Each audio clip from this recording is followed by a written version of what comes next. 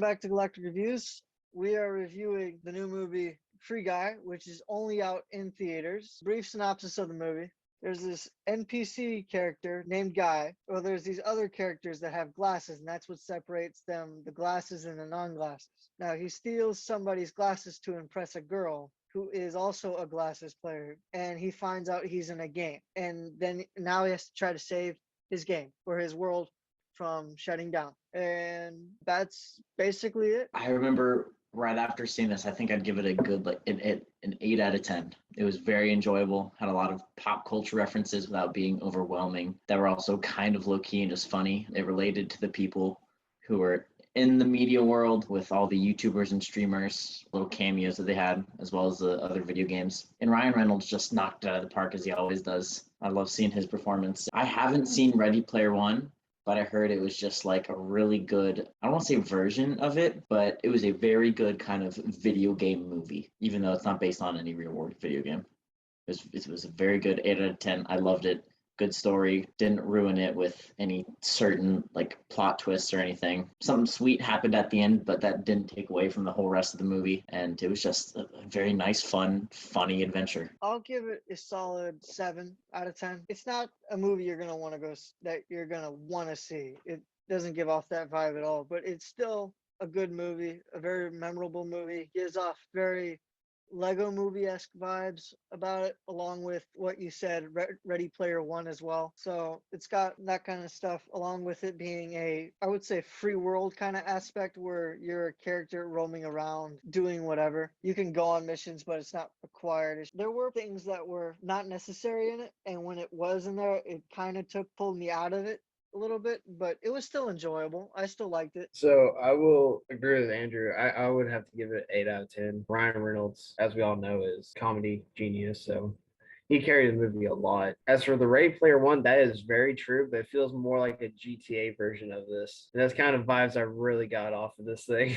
It's GTA just all over the place, which was kind of fun to see. A little bit more realistic, especially like Andrew said, had Ninja and all of them out on it. And to be honest, I thought that was pretty awesome cameos. Wasn't expecting it at all. But yeah, I mean, it was very funny. And I think it would be something I would go watch again just for grabs and giggles. So yeah, 8 out of 10 for that. I kind of agree that it's not a movie that I was, I guess, looking forward to seeing. Trailers for it can't really do it justice because it's more of a comedy movie than an action movie. So whereas Ready Player One, they can throw all these like action scenes in the trailer that you've seen, and all these video game battles, and that's what you're looking forward to seeing. But this one is not relying on those sort of movie devices. So this one, you just kind of go into expecting, oh, it's going to be a comedy Ryan Reynolds movie. And then it's very funny. A lot of good gags. It's like a GTA version of it because you can do all kinds of silly crap in GTA while exploding stuff like it was in that movie. So it's kind of why I said GTA version of it. I will also say, I believe this movie was made during when 20th Century Fox was still its own company before Disney kind of bought it, because earlier on in the movie, you see no references to the big mouse until later on when you see Marvel, Star Wars, Disney properties show up in the end. If nothing else, just to kind of for that epic showdown with himself, Ryan Reynolds, which is not a spoiler. You see the big dude. I was wondering how they got the licensing for those cameos. I'm assuming this movie came with the 20th Century Fox trade deal, and they just utilized the rest of the movie and they just finished it off with the way it just played out. All right, we are now getting into spoiler territory for the movie Free Guy, so proceed to your own caution, and you have been warned. As far as like the very end, the references that we were talking about goes, I was wondering like if they added those after the Disney acquisition. Fortnite doesn't play into that. So how does that, I'm just curious, I'm probably not going to get an answer. How does that play with like Creative Commons and copyright? Did they actually contact Epic Games and was like, hey, we want to reference Fortnite? Or was it just covered under like parody or reference sort of copyright? I have no idea.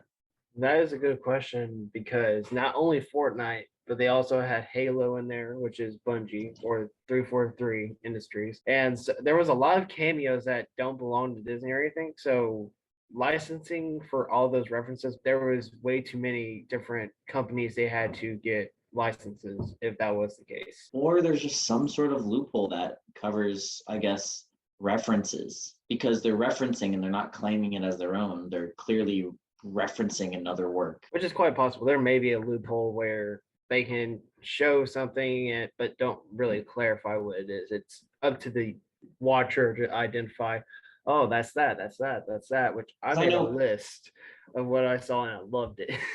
Because I know parodies are covered because like you'll see the like Dragon Ball Z abridged on YouTube or just other series, and parodies are 100% covered under copyright, so you can make parody of anything and you're not gonna have to worry about getting copyright strike for that. I wouldn't think this would be a parody because it's a straight up reference. It is. So I was wondering if it's a similar circumstance. I don't know. I don't know the legal stuff for this. I would think some of this stuff they probably have to pay for just the little bit of use they had. I don't know. This could not have been a Disney thing. I just thought that, hey, this must have been bought by Disney because I saw all that stuff. But no, Jack's right. There are some other things that weren't necessarily Disney that were in there and were included. On another side of this, I think one reason I really enjoyed this movie is because I am a computer science major. So all the actual technical talk about the AIs and the code and everything was super interesting to me because that is what we're working for. But the current state of AI is just nowhere near that. We've got specialized AI where they can do tasks autonomously, but just their own task that they're built for. They can't branch off and build personalities or do things that they're not designed for. So we're so far off away from it, but it was just really cool seeing that even touched on in the movie. There were some things that I know, Jack, me and you were talking about this a little bit. There were some things that just sayings or phrases or just things that were not necessary that were put in the movie that kind of at least took me out of it for like a split second, but it wasn't enough to like completely throw me out of the movie. One of the things is like where he's like, do you guys have like banks, getting robbed all the time? And she's like, no. And then he goes on to says one more thing. And then he says, do you guys have shootings all the time in your world? And she says, well, actually, yeah. And then at that point I was like, okay, statistically incorrect. This is probably where we're going to get a little bit political difference, but it's not correct. It doesn't happen. Yes. Does it happen all the time? Statistically, firearms are used way more for self-defense than for harm. But you're about to scream at me, aren't you? I'm not going to disagree on the self-defense thing. I'm just saying, I don't think it was necessary. I thought it was a political ploy. I just thought it was a funny joke that they added in. I mean, it very well could have been it could have very well been just for the joke, but to me it felt like a political ploy because they did that one time with one lady that Guy freed from following this bad Mohawk dude or whatever. Mm-hmm. He was just saying, you don't need to always follow the bad guy. You can follow a good guy. And she just blatantly said, guys all suck. So, I mean, it's like, okay, that's funny, I guess, but it's not necessarily true and kind of a blanket statement. But she was also the stereotype. She was also a hooker. NPC. Yeah. It's just stuff like that kind of bothered me. And sure, most of it was played for jokes, and that's kind of why it didn't take me out of the movie completely, because it wasn't like just pushing it down your throat. It was just joke, not really meant to be taken seriously. So that's why I don't really have that much of a problem with the jokes that they played, because I think comedy should be the part where, hey, this can all be made fun of. You might not like it, but it's the thing where everything can get made fun of. I see the one at the end with the shooting and the speech as more of just the humor rhetorical device of he's giving this like giant, inspiring speech, and what would be funny if it gets throws off unexpectedly. And he's got to pick it back up. So that's how I saw it. I mean, that's how I saw it too. But I also saw the other thing where it's like somewhat a political statement. Now, I don't think they were deliberately doing that, and I hope they weren't. But then again, it's Hollywood, so I have no idea. Yeah, no, I think this did a better job than most movies are now, making a somewhat a political point without blatantly shoving it down your throat, and still making it more so humor instead of just preachy to the choir like Wonder Woman 1984. I mean, I still don't even think it was political. I think it was just I'm just talking about the political jokes. I'm not talking about the movie in general. Gotcha. I'm saying the jokes. I'm saying like it did a way better job having little snippets of politics in there, but having them as jokes and not to be taken seriously. Whereas in other movies that have come out this year, it's just been politics nonstop, shoved down your throat. That's all you see. I mean, it's a great change of pace, but this year has not kept me on my toes, and that's one thing I noticed. I'm sorry if that kind of just ruined the vibe of everything. That's one thing that kind of bogged me down about this movie. But other than that, Ryan Reynolds did a great job. Ryan Reynolds did a great job carrying this movie. I think the hacker guy Keys did. I think he was the unsung hero of this film, considering that he did all the work for everything, and we never. I don't know even what the female protagonist did, like as far as No the way. game and stuff. Like as far as like the game and stuff, like in developing the game. I understand like she's the reason that guy came into realization and the AI sort of woke up. But So I mean, they were a programming team. It didn't explain like how they split up the work. It did say though that she built the AI engine from the ground up, I believe is the quote. So she didn't build Guy's code. The NPCs and all that stuff was from Keys, but she built the engine that was used to like make the whole game. So the way it kind of technically works is they made it for this like nature game where the plants and the animals, they grow and they live on their own, and that code was copied over to fit into the NPCs and the people, so the people and the economy lived and grew on its own without having to have input from the people in the company. So that was her code, and then it got sold, and then they used it without accrediting them. And so she was pissed, and Keys was just like, it's whatever, it's too late. Or he just didn't believe her. This is coming from a not computer guy at all and didn't understand a single word they were talking about half the time.